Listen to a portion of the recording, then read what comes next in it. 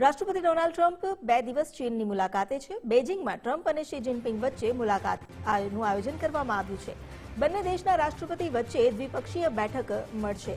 સમગ્ર વિશ્વ હાલ એક નવા વળાંક પર છે તેવી વાત શી જિનપિંગે કરી છે। તેમણે કહ્યું કે ચીન અમેરિકાની જવાબદારી પહેલાથી જ વધુ છે। એક દેશની સફળતા બીજા દેશ માટે એક અવસર છે। ચીન યુએસના સંબંધમાં સ્થિરતા દુનિયા માટે સારી વાત કહી શકાય। બંને દેશોએ હરીફ નહીં પણ ભાગીદાર બનવું જોઈએ। ડોનાલ્ડ ટ્રમ્પે બેઠકમાં શી જિનપિંગની ખૂબ પ્રશંસા કરી અને કહ્યું કે તમારા મિત્ર બનવું એ સન્માનની વાત છે। બંને દેશના સંબંધ પહેલા કરતાં પણ વધુ સારા બનશે। ચીનની સિદ્ધિઓ અને નેતૃત્વની પણ તેમણે પ્રશંસા કરી। અમારી સાથે જોડાયા છે સહયોગી સંજય ચૌધરી, તેમની સાથે વાત કરીએ। સંજય, આંતરરાષ્ટ્રીય સ્તરની જે પણ સ્થિતિ છે અત્યારે, મિડલ ઇસ્ટની વોર હોય કે પછી જે અત્યારે આખા એશિયાઈ દેશો પર જે સંકટ છે એ બધાની વચ્ચે જ્યારે યુએસ અને ચીનના પ્રેસિડેન્ટ વચ્ચે મુલાકાત થાય છે તો આ મુલાકાતને કેવી રીતે આંકવી? અમિતા, વૈશ્વિક દ્રષ્ટિએ આ મુલાકાત બહુ જ મહત્વપૂર્ણ સાબિત થશે, કારણ કે જે પ્રમાણેની હાલની વૈશ્વિક સ્થિતિ છે જેના કારણે લઈને ઈરાન અમેરિકાનું જે યુદ્ધ બાદ જે સ્થિતિ ઉત્પન્ન થઈ છે ત્યારબાદથી લોકો એવી આશા રાખે છે કે આ તણાવપૂર્ણ સ્થિતિ છે એના પર નિયંત્રણ આવે, એ સ્થિતિ દૂર થાય અને વૈશ્વિક જે મહામારી જેવી સ્થિતિ અત્યારે સર્જાઈ છે તે સામાન્ય બને અને ખાસ કરીને ઉર્જા ઈંધણના જે પરસ્પર ટ્રાન્સપોર્ટેશન છે એ સરળ બને, જેના કારણે જે લોકો ઉપર, જે વિશ્વના દેશો ઉપર જે દબાણ ઊભું થયું છે તે દૂર થાય।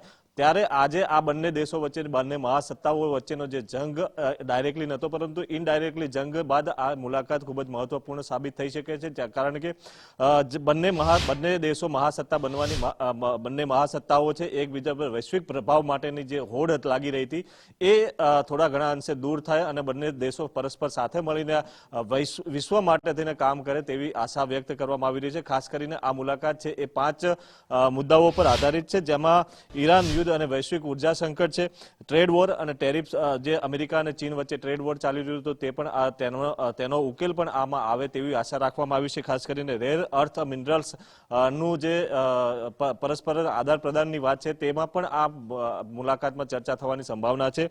તાઇવાન અને ઇન્ડો પેસિફિકની સુરક્ષાની વાત પણ આ મુલાકાત દરમિયાન થઈ શકે છે અને એઆઈ અને આધુનિક તકનીક સ્પર્ધા બંને દેશો વચ્ચે જે થઈ રહી છે તેને લઈને પણ આ બેઠકોની અંદર કોઈક સમાધાન નીકળી શકે છે। ખાસ કરીને અમેરિકાના રાષ્ટ્રપતિ ડોનાલ્ડ ટ્રમ્પ પોતાના મંત્રીઓ, અધિકારીઓ અને ઉદ્યોગપતિઓ સાથે ચીન પહોંચ્યા છે અને ચીનના રાષ્ટ્રપતિ શી જિનપિંગ અને તેના અધિકારીઓ સાથેની બેઠક તેમની ચાલી રહી હતી। અત્યાર સુધીમાં બંને દેશોએ જે વાત કરી છે તેની અંદર રાષ્ટ્રપતિ ડોનાલ્ડ ટ્રમ્પે ચીનને શી જિનપિંગને પોતાના સારા મિત્રો ગણાવ્યા છે, ચીનની આર્મીને સારી અને સક્ષમ ગણાવી છે।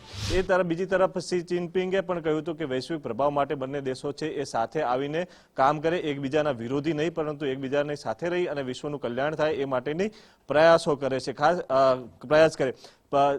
અમેરિકા ઈચ્છે છે કે જે ચીનના બજારો છે એ અમેરિકા માટે ખુલે અને ટ્રેડ વોર બાદ જે સ્થિતિ ઊભી થઈ હતી ત્યારબાદ જે તેમના વચ્ચે એક ડીલ થઈ હતી, ખાસ કરીને બોઈંગ વિમાનોની મોટા પ્રમાણમાં ચીનમાં વેચાણ માટેની ડીલ હતી, એ ડીલ અટકી પડી હતી। એટલે ખાસ કરીને બોઈંગના સીઈઓ પણ આ મુલાકાતની અંદર ગયા છે અને ફરીથી આ ડીલ થાય અને બોઈંગ વિમાનો ચીન પહોંચે અને તેનો જે ફાયદો છે એ અમેરિકાની અર્થવ્યવસ્થાને મળે, ખાસ અર્થવ્યવસ્થાને મળે અને ચીન ચીન છે એ પોતાનું નિકાસ કરીને જે ફાયદો કમાઈ રહ્યું છે તેને ઓછો કરવા માટે થઈને પણ અમેરિકાના રાષ્ટ્રપતિ પ્રયાસ કરી રહ્યા છે। એટલે આ મુલાકાતની અંદર ખાસ કરીને ટ્રેડ ને લઈને મહત્વની ચર્ચાઓ થવાની છે। બીજી તરફ એઆઈ સેક્ટરમાં બંને દેશો વચ્ચે હોડ જામી છે ત્યારે એઆઈની પ્રતિસ્પર્ધા ઓછી કરી અને બંને દેશોને ફાયદો થાય એ પ્રમાણેના બંને દેશોના પરસ્પરના હિતો જળવાઈ રહે એ માટેની ચર્ચા અથવા તેના લઈને મહત્વના કરાર થઈ શકે છે,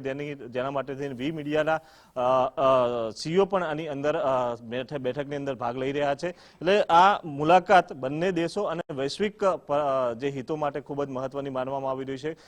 ઈરાન અમેરિકા વચ્ચેનો જે સંઘર્ષ છે તેમાં વારંવાર એ મુદ્દા ઉઠ્યા છે કે ચાઇના બેક રીતે થઈને ઈરાનને સપોર્ટ કરે છે, ત્યારે અનેક વખત ચેતવણી પણ આપવામાં આવી છે કે ચાઇના ઈરાનને મદદ કરવાનું રહેવા દે ટાળે, પરંતુ ચીન છે એ ક્યાંક ને ક્યાંક ઈરાનને મદદ કરી રહ્યું છે. ઈરાનને મદદ કરવા પાછળનો હેતુ જે છે કે બીજી તરફ તાઇવાન અને ચીન વચ્ચેના સંઘર્ષમાં હંમેશા અમેરિકા તાઇવાનની સાથે રહ્યું છે.